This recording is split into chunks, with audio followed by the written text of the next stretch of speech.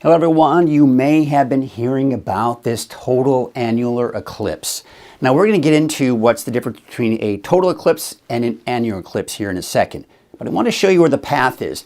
You can see this is where the main path is right now, and it does just clip extreme northeastern California. I mean, what great news there. We'll get into that a little bit closer here, but you'll notice on either side of it, you start seeing less and less of a percentage of actually seeing kind of that eclipse in general. So we're actually pretty lucky that we get a pretty good coverage of the sun. All right, so let's take a closer look. And essentially this is one thing I want you to remember. This is something that's very important to remember. I got these glasses right here from the eclipse from August 21st, 2017. Kind of cool. I'm glad I still had these. But anytime during this eclipse, you are always going to need these to look up at the sun. Keep that in mind. I don't ever want you to look at the sun ever during this eclipse. You can't do it. And there's a reason for it, because there's going to be that ring of fire around the sun. And anytime there's any exposure of the sun, you just can't look at it. You can't look at the sun with your bare eyes. Okay? So 85% of an eclipse around the Redding area. You head south, 80, 81 around Garberville, Chico, about 80, 81% as well. Now, the approximate times of the eclipse, well, the partial eclipse will begin at a little after 8 o'clock tomorrow morning, Saturday morning. The maximum will be about 9:19. That's when you have that ring of fire around the sun in the areas that are in this path right here. Now, the partial will end at 10:41, so a little before 11 o'clock in the morning, we're done. So the duration is about 2.5 hours. So we're going to talk about the cloud cover, and hopefully within that 2.5 hours, you'll have at least some view of it. All right, so I'm going to take a closer look and show you that, yes, Alturas, Cedarville, Fort Bidwell, Tule Lake, all within where you're going to be able to see that ring of fire.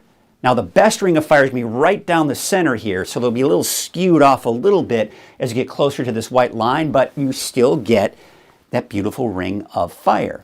Now, heading up north, you can see most of Oregon, as you can see, is within that eclipse path. But places like Grants Pass, Medford, boy, I mean, it's just right there on the borderline. But Bandon, Coos Bay, Florence, Newport, Lincoln along the coast, if it clears out, it'd be kind of a beautiful sight there. Right around Bend, Oregon, too, right there on that line. So you may want to head south of Bend if you want to go check it up out there. All right, so let's talk about the times here. So it will be kind of in what we call the totality, about 9:20, right? And then, of course, you can see here throughout the day, of course, it gets later and later around noon as you head down into South Texas. So, you know, maybe there'll be more clear skies there, but I mean, you don't want to take that risk. Now, kind of interesting, too, you take a look at the path with this annular eclipse. There's another eclipse next year. Isn't that great? And that one is actually a total eclipse of the sun. And that path will be going off in this direction. So it's actually going to be a lot farther away from us. But if you're a big solar eclipse junkie, then you're probably going to want to plan a trip to where that total eclipse is going to be. Maybe Dallas, maybe San Antonio, maybe up at Indianapolis, Cleveland, Buffalo, Burlington, whatever. You know, wherever you want to go should be a cool sight nonetheless. So let's talk about what an annular eclipse is versus a total eclipse. All right, so when you have a total eclipse of the sun, the moon is actually closer to the Earth, and it covers the sun. And that's when you can actually look at it with your bare eyes once it's fully covered, right? When you have an annular eclipse, the moon is actually farther away from the Earth, and as a result, you get this ring of fire around the sun, which is why you cannot at any point in time look at the eclipse with your bare eyes. Again, you need those special glasses. So let's talk about the forecast. Cloud cover. That's the big concern that we're looking at here. So 8 o'clock Saturday morning.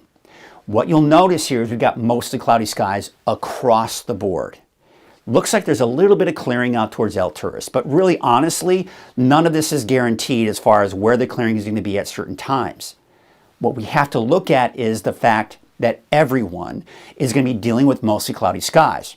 And if we're lucky, during that 2.5 hour period, we may see a break in the clouds where we can at least see the eclipse for a short period of time before the clouds cover it up.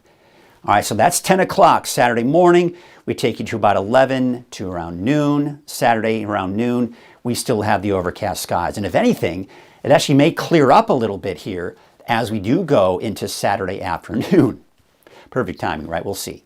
By the way, if you're heading up to El Tourist, they have the Modoc Ring of Fire event. It is for Saturday, October 14th. Lots of great events. Be sure to go out there and check it out. But overall, that is a look at the Ring of Fire, and hopefully, just hopefully, we'll be able to see at least part of the eclipse.